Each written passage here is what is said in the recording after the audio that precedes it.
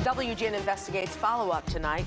Weeks after reports of closures and delays at a key office of the Chicago Police Department, do the problems continue? We told you about the lack of manpower at the criminal registrations unit on the south side, but now we're beginning to see the impact. And investigative reporter Lourdes Duarte has the story. We started looking into this in late November after reports that people were waiting outside a CPD office for hours to simply comply with the law requiring that they register and check in with police. It's the only office in the city handling those registrations, making it even more difficult for people. Tonight, a look at what happened to one man who showed up but was let down. On a cold day outside 93rd and Cottage Grove, it's a waiting game that has everybody losing. Each time they tell me to come back, and I gotta wait. Frustrating. I came here yesterday, and the day before they say you come back.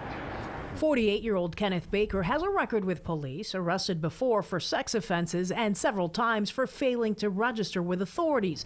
But on this day, he was trying to comply with state-mandated requirements. We'll get back to him in a minute. But first, you need to understand why this South Side building is getting so much attention lately.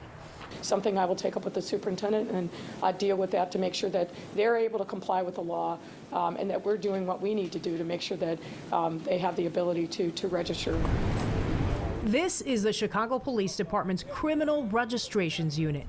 What does that mean? Well, it's the place that keeps and updates addresses, contact information for primarily sex offenders, but anyone convicted of gun crimes, arson, or juvenile crimes. Lately, it's been running understaffed. In fact, on the day we were there, this was a sign posted on the door. Because of manpower issues, they were closed. Right now, the state of criminal registration, CPD is not doing their part to let the registrants follow the law. Patricia Casey used to run the unit. She's a retired commander now, but has been hearing the complaints. They are short-staffed right now. They're down approximately half the number of persons they had several years ago, and registration is growing.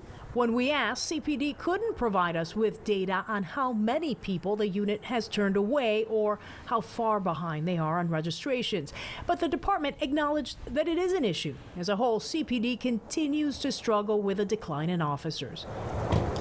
Just follow the numbers. In 2018, CPD had 13,242 sworn department members.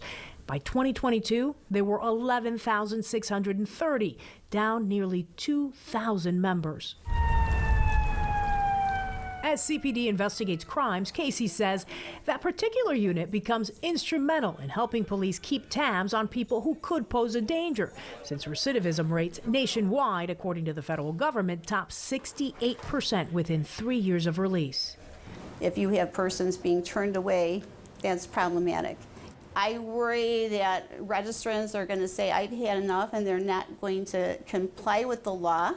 Not everyone agrees with that assessment. Adele Nicholas with Illinois Voices for Reform argues the registries need to be readdressed. I would be very hard-pressed to come up with an example where the registry actually was used to investigate or solve a crime.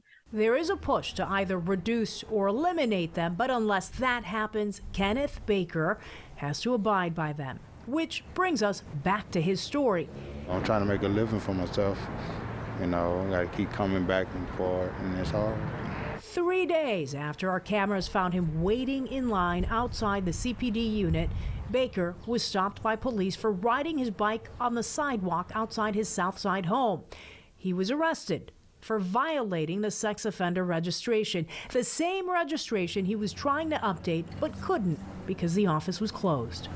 It's so unjust. People are oftentimes making choices between keeping their jobs or waiting in line all day to fill out this piece of paper.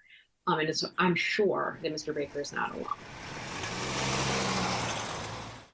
And Kenneth Baker is due back in court in mid-February. We have informed the Public Defender's Office about our video showing him waiting in line.